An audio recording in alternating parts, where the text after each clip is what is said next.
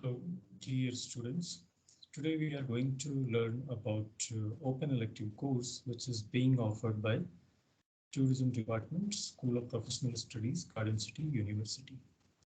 So the open elective course discusses about the fundamentals of destination management, in which we are going to learn about different things that what are the things which is important in destination management and how these things may affect the tourism businesses or tourism destinations at large.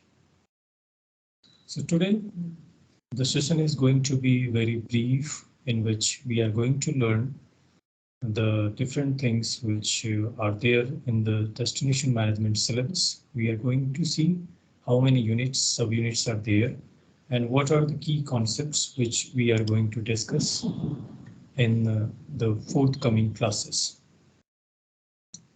Being the first class, it would be great that we would go through the syllabus, and the first unit, as this we discuss the syllabus, the first unit is about introduction to tourism destinations, in which we will learn about key concepts such as what is the fundamental concept behind the tourism destination, what kind of locations may be taken under the tourism destinations, what may be the different types. Basically, it may be of two types, which is called as natural and man-made. Those attractions, destinations which are natural, such as maybe a plain field, maybe a mountain destination, or maybe a lake, riverside, or ocean, or the coastal regions. So whatever be, it may come under the natural destinations, and a part of that we have man-made destinations that along with the destinations, we also develop, we create infrastructure, we create different types of attractive buildings. We have the monuments, temples, churches, and other buildings, which may be a classical example of architecture. So those things may come under man-made tourism destinations if it has started attracting lot of tourists across the globe or any particular country or maybe any particular state also. So thus we see that there may be two types of natural tourism destinations at the basic level, such as natural and man-made.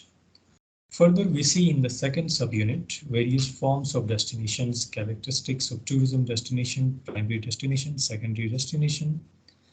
So from second subunit, we slightly go deep into the different classifications of destinations based upon different forms, such as if it is destinations which talk about the different types of activities at a particular destination.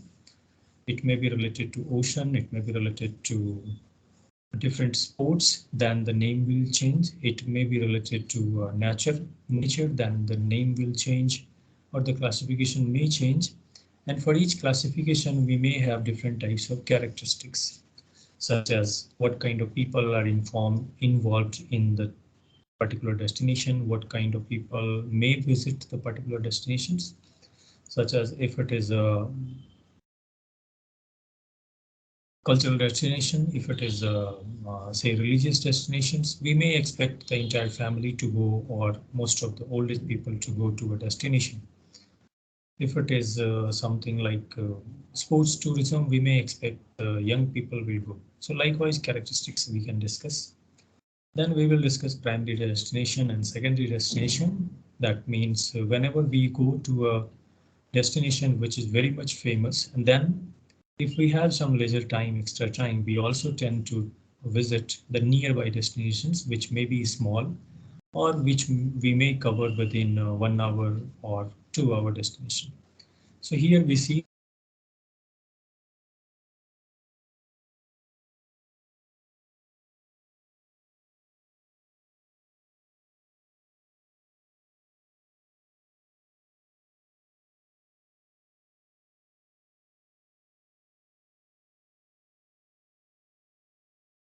that we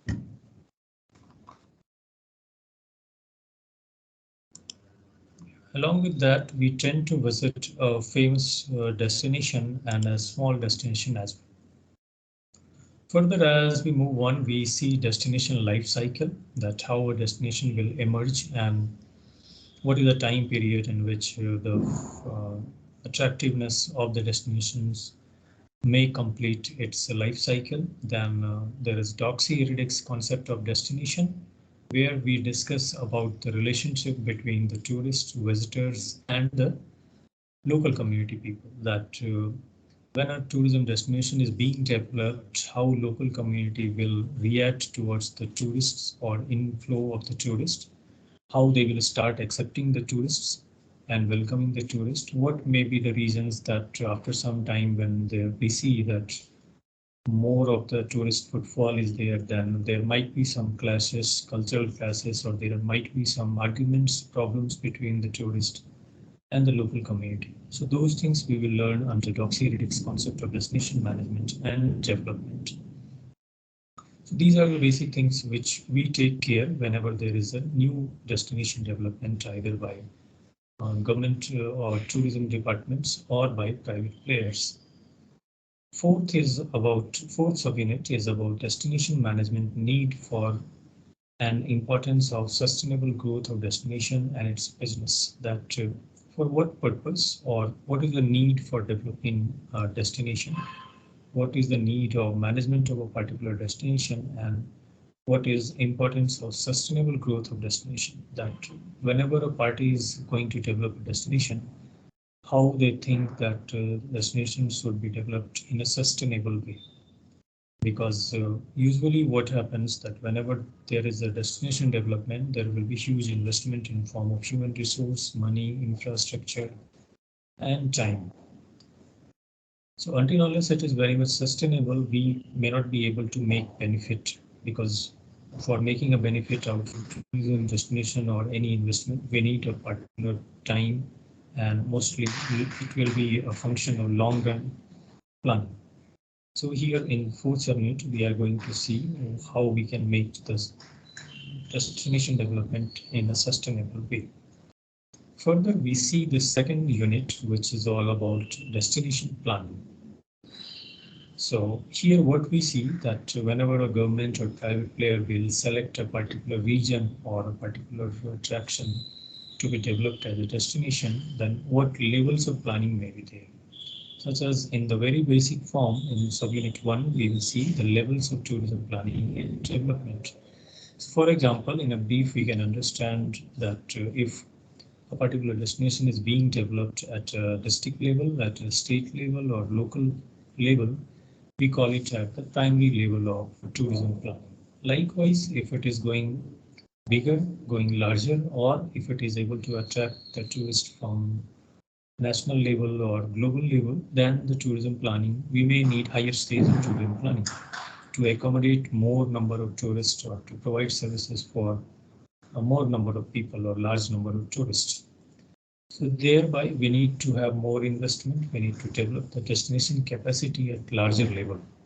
So that is the reason we need to study or understand the different level of destination planning. Further, in second subunit of unit 2, we have assessment of tourism potential, that how we can assess the potential of a particular destination to be developed as a tourism destination. Then carrying capacity, how many tourists can be served at a particular destination, what may be the minimum number or maximum number of tourists can be allowed in a particular day. For example, if there is a mountain where people can go for trekking, then there may be some particular number of people which can be allowed to go for trek in a particular day, so that there should not be a situation of crowd, or if there is any problem, there should not be any alarming situation with over tourism capacity or over tourist capacity. So basically the concept of destination carrying capacity we will be understanding in second subunit. The third subunit is about physical and psychological carrying capacity of the tourism destination, that how many tourists can be served at a particular place, particular time, what kind of tourist facility may be required for a destination. Then psychological carrying capacity. Here we discuss about the tourists and the local communities interaction, that what kind of psychological aspects or psychological pressure or psychological interaction will be there between among the tourists and the local community. What effect may be there, because every local community has their own language, culture, social setup, and most of the time they don't want anybody else to interfere in that. While at the same time, tourists may come from different states of a country, different area of the different region of the globe also, and they will carry their own language, habits, social and structural, social and cultural aspects. So sometimes there are chances there may be cultural clashes, there may be cultural difference between the tourist and the local community. So what kind of psychological imbalance may be there? How we are going to manage that? So those things we will see in this subunit.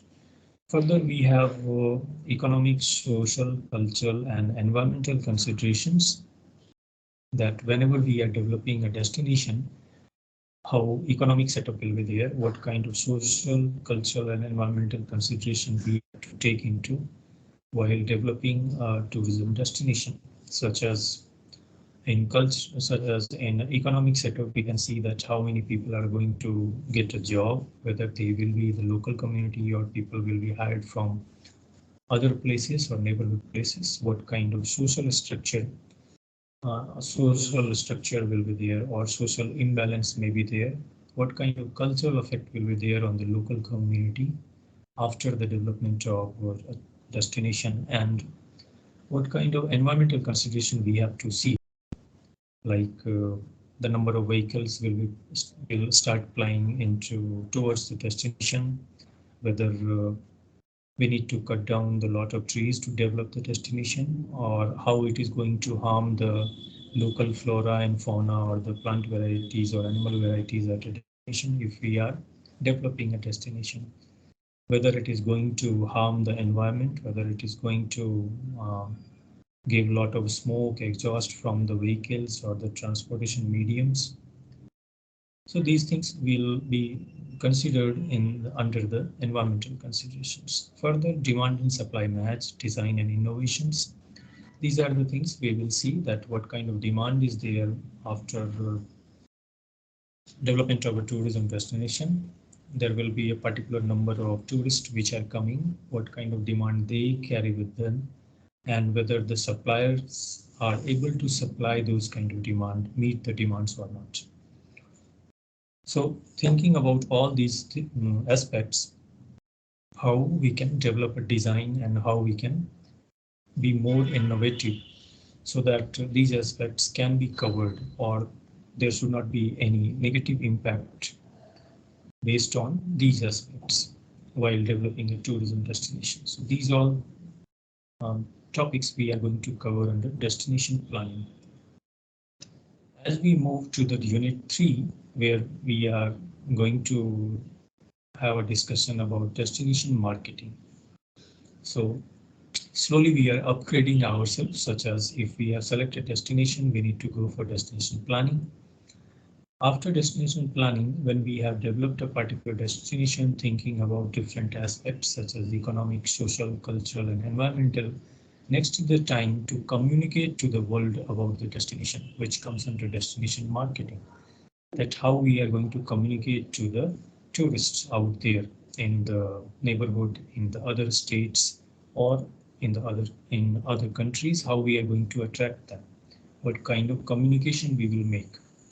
So for this purpose, we need to learn there is a 6 A's framework for tourism destination, that how we are going to attract, how we are going to highlight the amenities, how we are going to highlight the attractions, how we are going to provide them proper accommodation and transportation, then significance and importance of each element of the destination management, how each element can be highlighted while marketing a tourism destination. Those things we have to see. Further, we have the next subunit of destination marketing deals about the tourism stakeholders, dynamic nature of tourism stakeholders, such as when we go for marketing, we see tourism is made of a lot of stakeholders. There are the transportation industry, hospitality industry, Then there are souvenir sellers, local community which are involving in a job.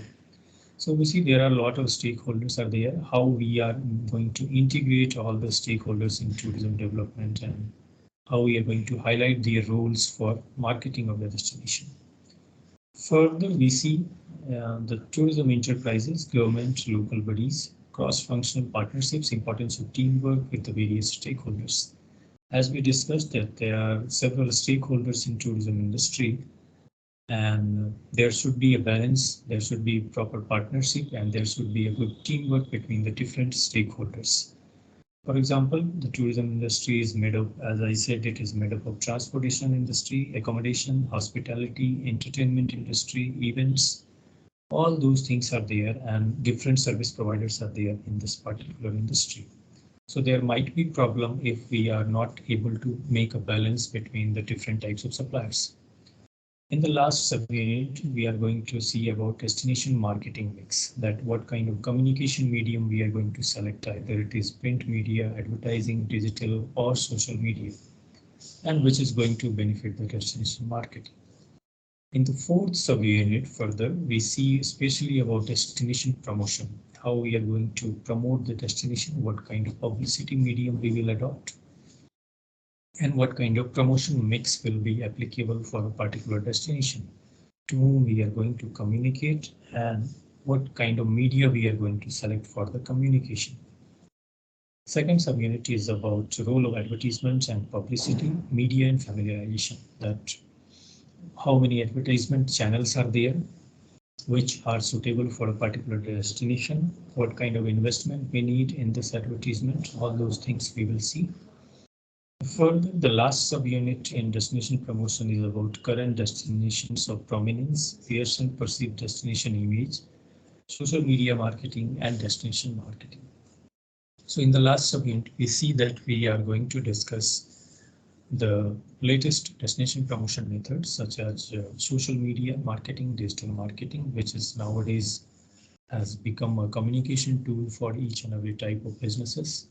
So what kind of social media marketing we can do? What are the different types of social media channels? How we are going to attract a lot of tourists to those particular channels?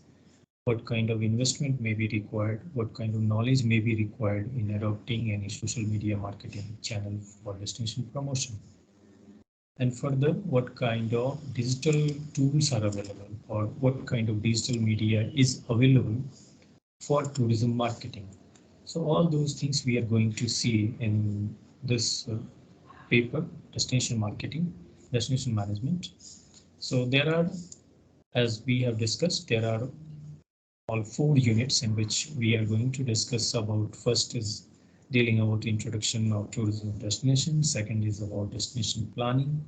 Third unit is specifically discussing about destination marketing. And the last, fourth and the last unit will discuss about destination promotion. So with all these 4 units, I hope we would have understood, everybody has understood that these are the key concepts of a tourism destination management, which has been divided into 4 units. And after completion of these 4 units, we will be able to understand that what are the key concepts for tourism destination and how we are going to develop it. So thank you very much for attending the class. In the next class, we are going to start with the first unit and with the very first subunit. Thank you very much.